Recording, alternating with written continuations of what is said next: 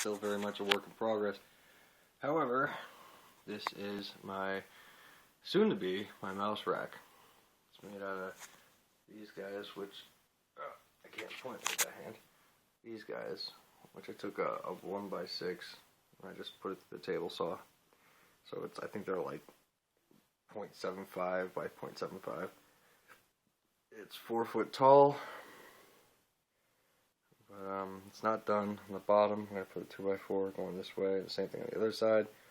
And I want to have another one of these guys going from here to here, down to here, all the way down, so that there's no more wobbly space here.